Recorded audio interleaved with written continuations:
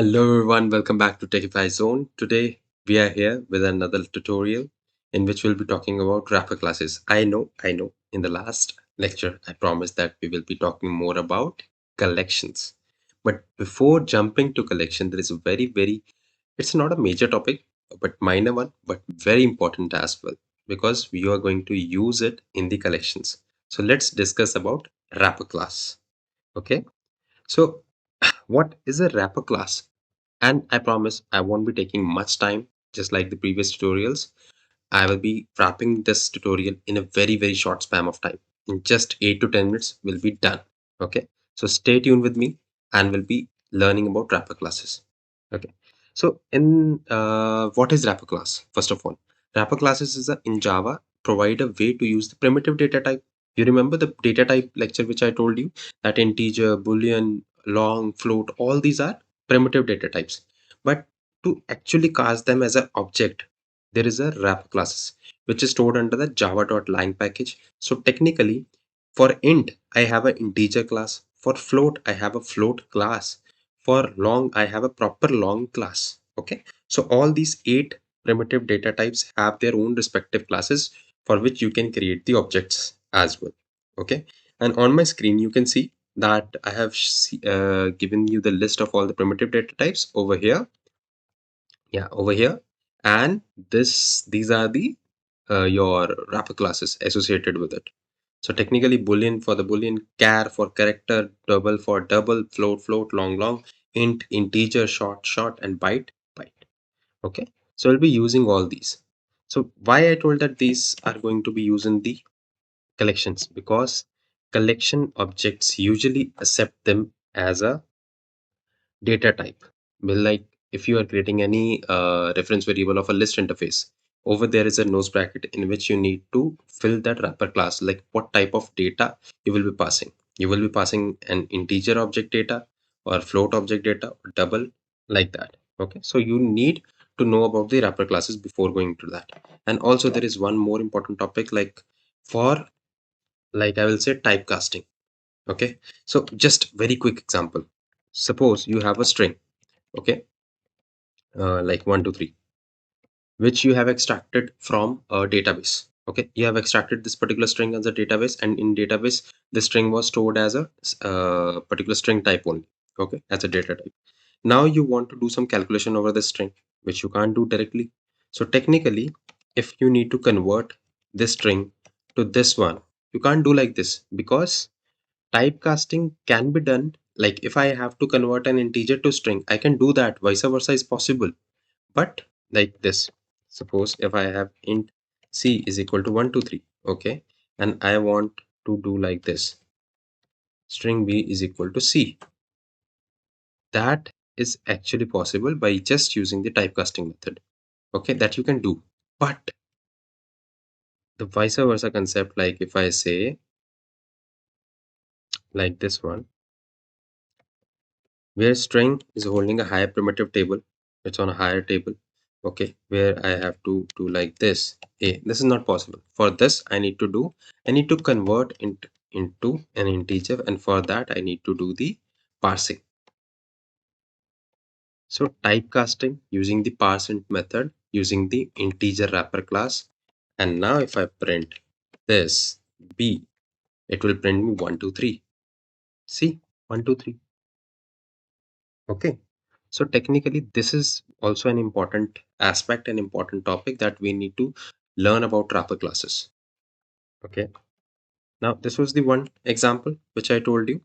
And also, like Java is an object-oriented programming language, and sometimes you need to use the objects instead of primitive data types. And that's how wrapper classes come into picture. And also, I told you the concept of collection. In the collections, you need to use, just for example, I'm giving you a very quick example over here.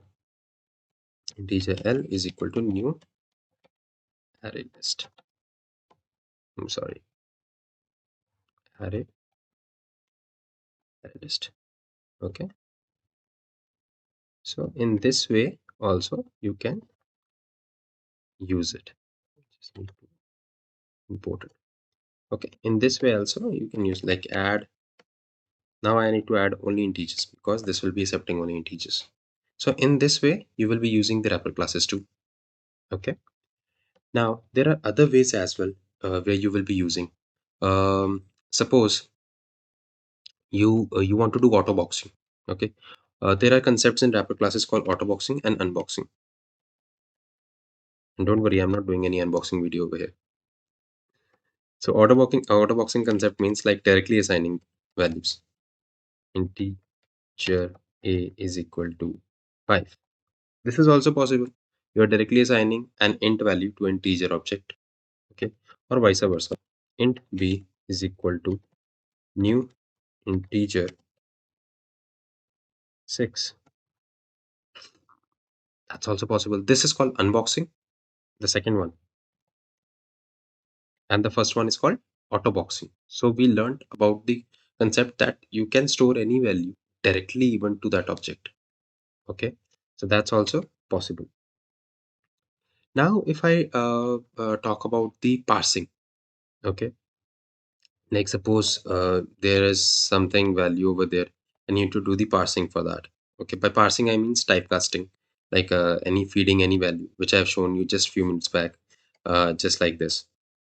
If I have a double value, okay, double d is equal to 1.2522, okay, and I want to store into integer a is equal, sorry, int a. I can also do like this, integer dot parse double, like parse integer dot d, and over here I need to convert it.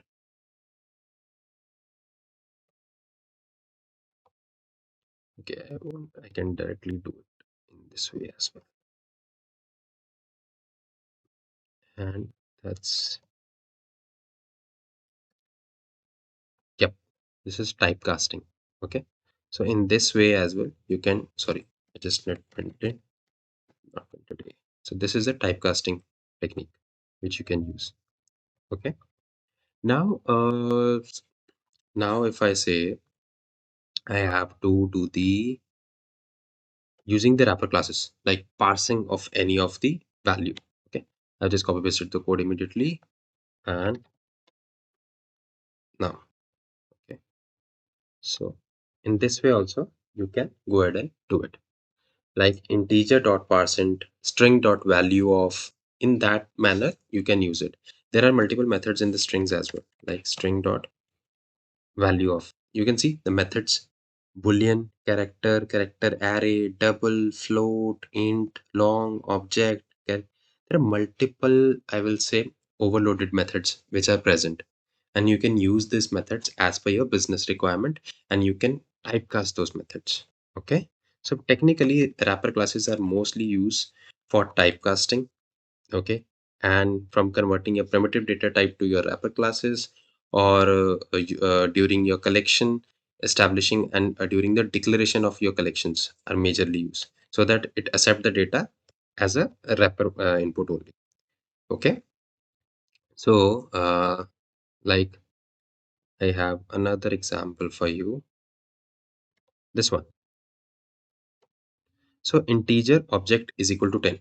Okay, now int num I want to store backwards, like I want to store back to an integer, then obj dot int value. Okay, and if I print this num, then it will be showcasing 10. See, so there are multiple overloaded methods in the wrapper classes which you can use and which you can implement. Okay, now even like you can, I've shown you converting a string into a integer, and also there are some utility methods that you can use, like integer dot max, where you will be able to find the maximum value, integer dot equal. Those are the utility methods, kind of an add-on which you will be getting, just like this. Sorry, suppose I have a int int max is equal to integer dot max value. Over here, this one, suppose I'm entering 20 and 22. Okay, or let me add 2. Okay, and if I print it max, it will give me answer as 20, because it's a maximum value. So technically, you can also figure out which is the greater value using the and this will be accepting only two inputs. See, int A and B. And also same goes for equal. Compare, sorry. Compare this, and this will be returning an integer, and this will provide me a value as 1. So in case if everything is comparable, then it will showcase 0. See, 0 or 1, it will be returning. So these are the utility methods in wrapper class which you can use. Okay.